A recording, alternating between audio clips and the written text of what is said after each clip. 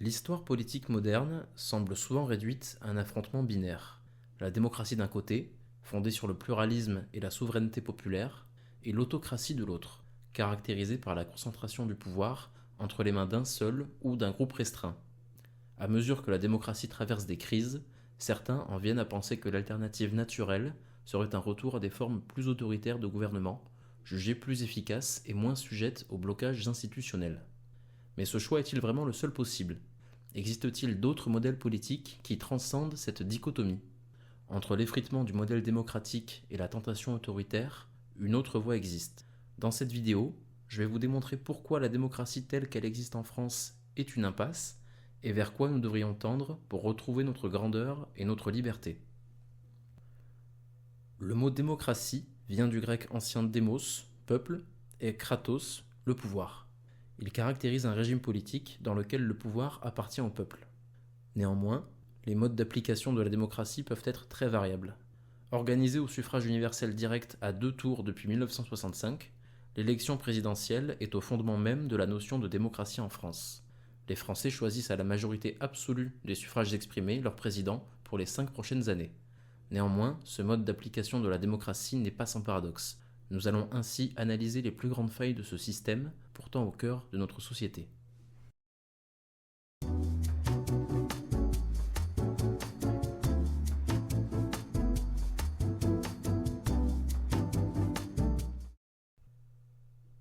Le paradoxe de Condorcet dit qu'il est possible, lors d'un vote où l'on demande aux votants de classer 3 propositions par ordre de préférence, ou par exemple 3 candidats à l'élection présidentielle, que des anomalies interviennent.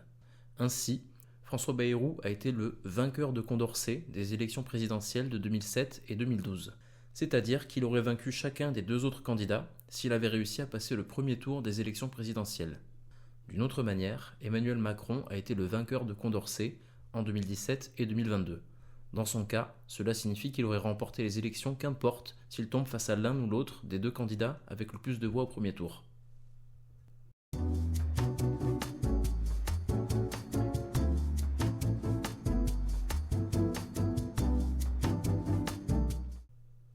Le paradoxe de la tolérance est un concept philosophique qui fut introduit pour la première fois sous ce nom par Karl Popper en 1945 dans La société ouverte et ses ennemis. Popper affirme que si une société est tolérante sans limite, sa capacité à être tolérante est finalement détruite par l'intolérant. Il l'a décrit comme l'idée apparemment paradoxale que, pour maintenir une société tolérante, la société doit être intolérante à l'intolérance, et développe cela en écrivant « Je n'implique pas, par exemple, que nous devions toujours supprimer l'énoncé des philosophies intolérantes, tant que nous pourrons les contrer par des arguments rationnels et les contrôler par l'opinion publique. La suppression serait très imprudente. Mais nous devons revendiquer le droit de les supprimer si nécessaire, même par la force. » Il écrit également que la tolérance illimitée ne peut que conduire à la disparition de la tolérance. Si nous accordons une tolérance illimitée même à ceux qui sont intolérants, si nous ne sommes pas prêts à défendre une société tolérante contre les assauts des intolérants, alors les tolérants seront détruits et la tolérance avec eux. Il est bon de rappeler qu'en effet, en 1933, un petit moustachu a été élu démocratiquement en Allemagne. Il a par la suite détourné les mécanismes initialement prévus pour protéger la démocratie pour en faire une dictature. Néanmoins, qui fixe les limites de l'intolérance? De nos jours, nous avons des élus politiques qui refusent de serrer la main à d'autres élus parce que considérés comme en dehors de l'arc républicain. Mais à ce rythme, tout le monde peut décréter que l'autre est intolérant car en désaccord avec nos idées. L'idée de pouvoir supprimer toute idée jugée intolérante pose un sérieux problème. Car si un homme politique est majoritairement soutenu par sa population, qui a le droit de décider que cet homme et ses idées doivent être écartés de la vie politique? À mon avis, certainement pas les singes de l'Assemblée nationale.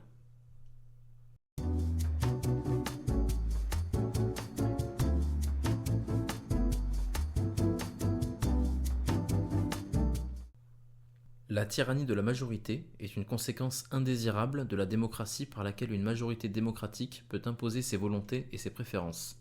Selon John Stuart Mill, de ce mécanisme résulte une oppression des groupes minoritaires pareille à celle que pourrait exercer un tyran ou un despote, que ce soit par l'action légale ou par des coutumes sociales et l'intolérance.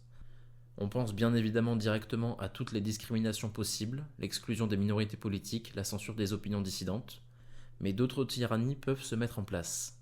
Prenons l'exemple d'un groupe de 100 personnes qui viennent de s'écraser sur une île. Sur ces 100 personnes, 10 vont spontanément aller chercher des vivres pour ne pas mourir de faim. Une fois revenu, le groupe de 100 personnes se réunit et décide de voter à la majorité pour la suite des événements. Tout le monde a pu constater qu'un petit groupe a réussi à ramener de la nourriture.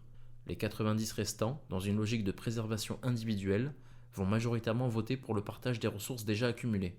Qu'importe le mérite de ceux qui ont fait l'effort d'aller les chercher, qu'importe s'il y aura suffisamment de vivres pour que chacun puisse s'octroyer un vrai repas. Cet exemple ne vous inspire pas quelque chose ? Depuis plus de 40 ans, la majorité populaire s'emploie à voter pour des présidents socialistes, qu'ils soient de droite ou de gauche d'ailleurs. À leur décharge, il n'y a pas vraiment d'autres offres politiques. On vote donc pour des présidents qui, mandat après mandat, vont essorer la partie riche de leur population dans une logique de redistribution.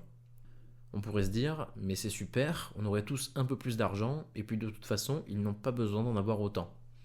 Alors, en dehors du problème moral qui est de prendre l'argent de quelqu'un qui a travaillé pour l'avoir, pour le redistribuer à d'autres qui n'ont probablement pas fourni les mêmes efforts ni pris les mêmes risques, c'est surtout une vision très court-termiste. Parce qu'il se passe quoi depuis 40 ans ? L'écart entre riches et pauvres ne cesse de se creuser. On entend à qui veut bien l'entendre que ces salauds de riches n'arrêtent pas de délocaliser leur production à l'étranger pour faire plus de bénéfices. Mais pourquoi font-ils ça ? Peut-être car l'État français les presse jusqu'à la moelle. Comment peut-on espérer avoir une industrie digne de ce nom et créer des emplois si on ne laisse pas les entrepreneurs entreprendre et développer leur industrie sur le territoire ?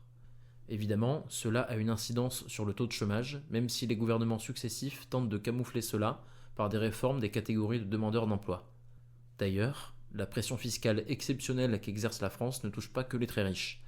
Vous avez probablement autour de vous quelqu'un en auto-entreprise ou gérant d'une PME. S'il ne s'en est pas déjà plaint, je vous invite à lui demander ce qu'il pense de l'URSSAF et de toutes les taxes qu'il doit payer à l'État. Bref, les paradoxes de l'application de la démocratie en France nous montrent bien qu'elle est un système imparfait. Elle garantit la liberté d'expression, mais peut donner lieu à des décisions irrationnelles. Mais au-delà de ces tensions internes, il existe des limites plus profondes, ancrées dans ces structures mêmes. Des institutions rigides, des règles du jeu biaisées et des blocages systémiques qui entravent son bon fonctionnement. Voyons maintenant quelles sont ces limites structurelles et en quoi elles posent problème.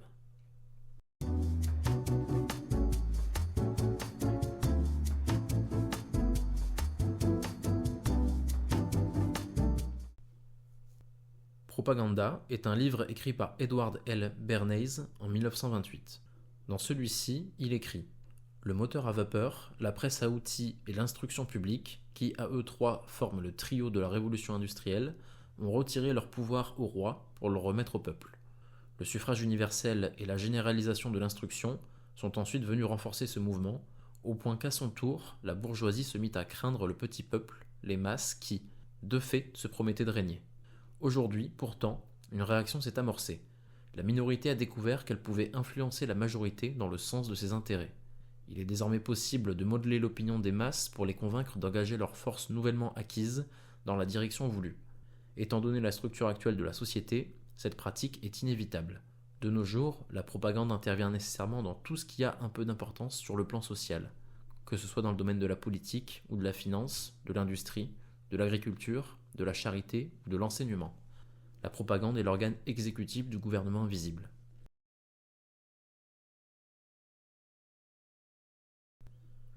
Cette élite, dont parle Bernays, a aujourd'hui étendu son influence partout où il était possible d'aller. Les médias choisissent précautionneusement leur sujet et l'angle éditorial choisi influence l'opinion publique. Les politiques simplifient à outrance leur discours, ils répètent sans cesse les mêmes éléments de langage et comme vous le savez peut-être, le vocabulaire oriente la pensée. Les appels à l'émotion sont constants, car ils ont bien compris que c'était plus efficace que de montrer la froide réalité de certaines situations. Les sondages d'opinion peuvent être biaisés par la formulation des questions ou l'échantillonnage, et ainsi orienter la perception du public. Les fake news et la désinformation influencent les croyances et les comportements électoraux. Les algorithmes des réseaux sociaux favorisent les contenus qui engendrent l'engagement, ce qui amplifie la polarisation et les manipulations. Les lobbies financent des campagnes, influencent les décideurs et orientent l'opinion sur des sujets spécifiques. Les partis politiques utilisent des techniques de communication, de storytelling, de mise en scène médiatique pour gagner vos votes. Les États étrangers mènent des campagnes de désinformation pour influencer les élections ou créer des tensions dans le pays. Si la propagande façonne l'opinion publique au point de fausser le débat démocratique, alors il est légitime de se demander quel type de démocratie permettrait de mieux préserver la volonté du peuple.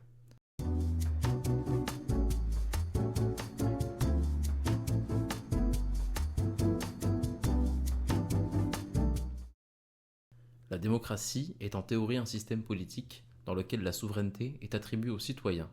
Mais en pratique, qui se sent réellement représenté par nos élus? La démocratie telle qu'on la conçoit dans nos sociétés modernes s'exerce de deux façons. La démocratie directe, lorsque les citoyens adoptent eux-mêmes les lois et décisions importantes et choisissent eux-mêmes les agents d'exécution, généralement révocables, et la démocratie indirecte, ou démocratie représentative, lorsque des représentants sont tirés au sort ou élus par les citoyens pour un mandat non impératif à durée limitée. C'est-à-dire que pendant la durée de leur mandat, ils ne sont pas tenus de respecter les engagements qu'ils auraient éventuellement pris pour se faire élire. Ces mandats ne sont généralement pas révocables par les citoyens. En France, c'est la démocratie représentative qui se met progressivement en place à partir du XIXe siècle. Sur le papier, cette manière de gouverner un pays rassemble plusieurs avantages. Cela permet l'élection de spécialistes qui ont le temps et les compétences pour gérer les affaires publiques. Cela offre une stabilité et évite des changements brusques d'orientation politique. Également, c'est une manière bien plus simple de faire participer des millions de citoyens à la vie politique sans leur demander individuellement leur avis sur chaque sujet. Néanmoins, nous voyons bien aujourd'hui que ce système a aussi des limites.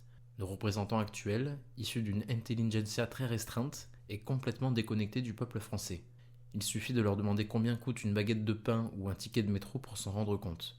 Ces élites, qu'elles viennent de hautes écoles de commerce, de Sciences Po ou de l'ENA, sont incapables de gouverner la France autrement que comme un grand pari. Cette centralisation amène à une versaillisation de la vie politique où les provinciaux, et à plus grande échelle les ruraux, sont écrasés par une législation toujours plus éloignée des réalités. Bref, la démocratie n'est pas qu'une belle idée. Elle repose sur des institutions, des règles et des mécanismes qui, souvent, freinent son bon fonctionnement. Entre rigidité administrative, lenteur des processus de décision et concentration du pouvoir, ces limites structurelles sont bien réelles. Ces limites ne sont pas nouvelles, mais elles prennent une ampleur particulière aujourd'hui. Notre époque est marquée par des bouleversements majeurs, crise de confiance envers les élus, montée des inégalités, transformation du débat public par les réseaux sociaux, multiplication des crises sociales et politiques, ainsi que les conflits géopolitiques. Autant de pressions qui testent la résilience démocratique comme jamais auparavant. Voyons maintenant comment la démocratie tente, ou échoue, à relever ces défis contemporains.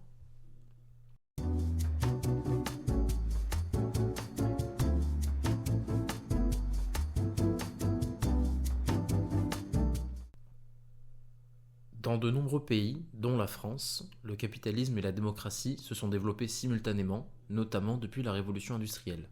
Néanmoins, malgré ces liens historiques, capitalisme et démocratie ne fonctionnent pas toujours harmonieusement. Attention, ici je ne fais pas la critique du capitalisme, qui, à mon sens, est le meilleur système économique et qui d'ailleurs est celui qui a le plus fait ses preuves à travers le monde. Néanmoins, le capitalisme tend à produire des inégalités économiques.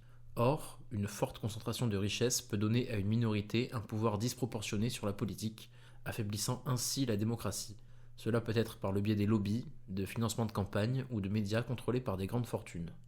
Quand on parle de ce sujet, il y a évidemment le dossier de la privatisation des autoroutes.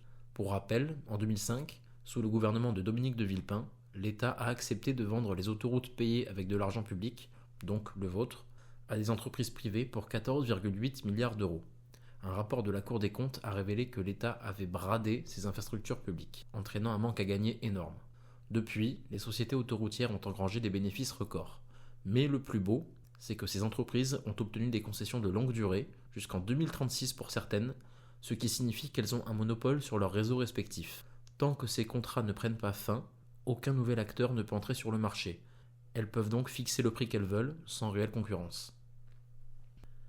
L'ISF, qui taxait les patrimoines supérieurs à 1,3 million d'euros, a été remplacé par l'impôt sur la fortune immobilière, exonérant ainsi les grandes fortunes investies en actions et en entreprises. Cette réforme, défendue par Emmanuel Macron et soutenue par les milieux d'affaires, a surtout bénéficié aux plus riches, notamment les 1% les plus fortunés, qui ont économisé des milliards. La flat tax, mise en place en même temps que la suppression de l'ISF, a plafonné l'imposition des revenus du capital à 30%, alors qu'ils étaient auparavant taxés de manière progressive. Résultat, un allègement fiscal majeur pour les investisseurs et actionnaires. Si toute la population pouvait bénéficier d'allègements fiscaux, je ne serais pas en train de vous en parler. Mais quand seule une frange de la population bénéficie de passe-droit, c'est le reste de la population qui paye la note. En 2014, la vente d'Alstom Energy à l'américain General Electric a été facilitée par la pression des milieux financiers et de certaines élites économiques françaises. Cette cession, encore une fois défendue par Emmanuel Macron lorsqu'il était ministre de l'économie, a considérablement affaibli la souveraineté énergétique de la France. Pour en finir avec notre président actuel, le gouvernement Macron a largement eu recours à des cabinets de conseil privés comme McKinsey pour des décisions stratégiques. Ces cabinets sont souvent liés aux grandes fortunes, qu'elles soient françaises ou étrangères, et influencent directement la politique publique. Également, plusieurs grandes fortunes françaises possèdent des médias influents, ce qui oriente évidemment le débat public. Parmi ces grandes fortunes, certains noms ne vous seront pas étrangers, comme Vincent Bolloré, Bernard Arnault, Patrick Drahi ou encore Xavier Niel.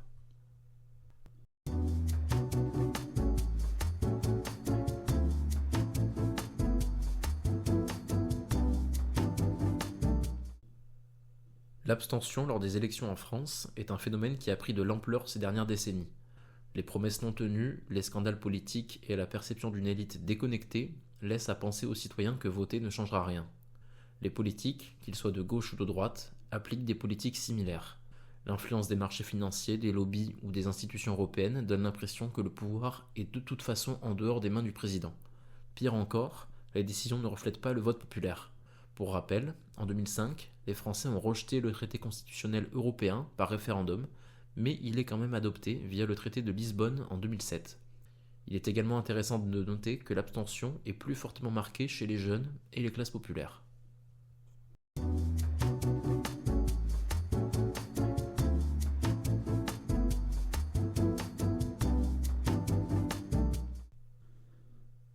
Si la France reste une démocratie, certains éléments peuvent évoquer des tendances propres à des régimes plus autoritaires. Avec la Ve République, le président dispose de pouvoirs très larges. Il peut dissoudre l'Assemblée, gouverner par ordonnance et décréter l'état d'urgence. Depuis plusieurs mandats, le pouvoir législatif est souvent réduit à valider les décisions du gouvernement. L'usage répété du 49.3 permet au gouvernement de faire passer une loi sans vote à l'Assemblée. Il a été employé 113 fois dans toute la Ve République, avec un très joli score pour Elisabeth Borne, de 23 utilisations en moins de 2 ans. Face aux gilets jaunes, la réponse de l'État a été très répressive. L'État a fait un usage intensif de sa police et en a profité pour développer la surveillance par drone. Plusieurs journalistes et médias indépendants, comme Mediapart, ont été poursuivis pour leurs enquêtes. En 2023, lors des mobilisations contre la réforme des retraites, de nombreuses interpellations préventives ont eu lieu et des manifestations ont été interdites sous prétexte de maintien de l'ordre. Lorsque Paris a accueilli les Jeux Olympiques en 2024, l'État en a profité pour expérimenter la vidéosurveillance basée sur l'intelligence artificielle. Également, la dissolution d'associations comme Génération Identitaire ou Civitas étonne par leur sévérité au vu des causes retenues. Des lois sécuritaires ont été renforcées après les attentats, mais restent en place après l'urgence. Déjà en 2016, le Conseil constitutionnel écrivait à ce sujet. Le contrôle de constitutionnalité des lois en matière de défense nationale est pris en otage par le législateur sous le regard approbateur d'une opinion publique à la recherche d'un prétendu droit fondamental à la sécurité, ce qui explique sans doute que peu de personnes ne s'en émeuvent. En effet, sous le poids de la normalisation de l'urgence, le Conseil constitutionnel procède à une modulation du contrôle de constitutionnalité des lois en matière de sécurité. Il le globalise de sorte à pouvoir exercer au moins un contrôle et maintenir ces législations dans les limites constitutionnelles. Cependant, la modulation révèle des signes de saturation. Les limites démocratiques sont repoussées à leur point de rupture et cela conduit la souplesse de la norme constitutionnelle à son stade maximal. Le rempart contre l'arbitraire, que représente le juge constitutionnel, est en train de se fissurer.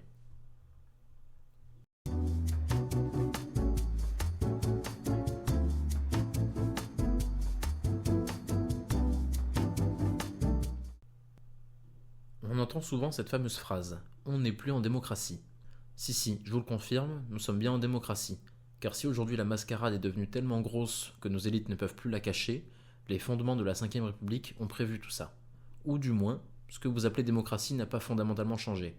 Mais si on prend la définition littérale du mot démocratie, alors j'ai bien peur de vous le dire, mais on ne l'a jamais connu.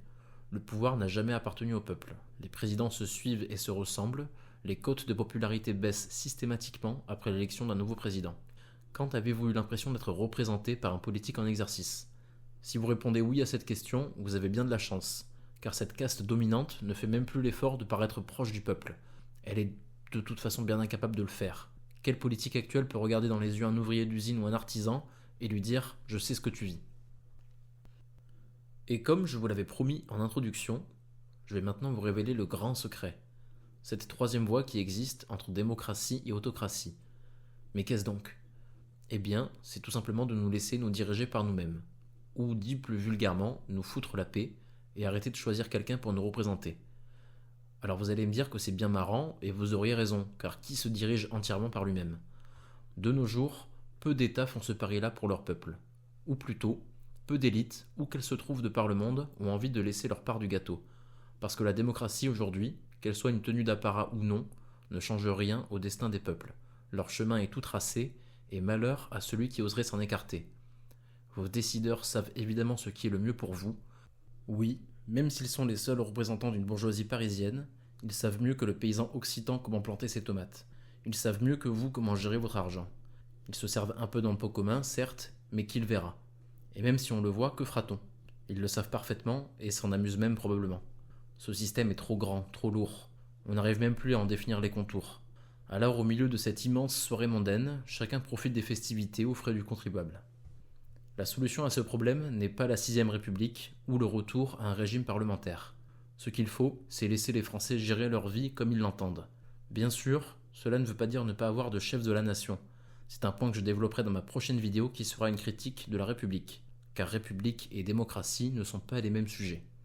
Si vous ne devriez retenir qu'une seule chose de cette vidéo, c'est qu'élire un individu n'est pas suffisant pour que vos intérêts soient représentés.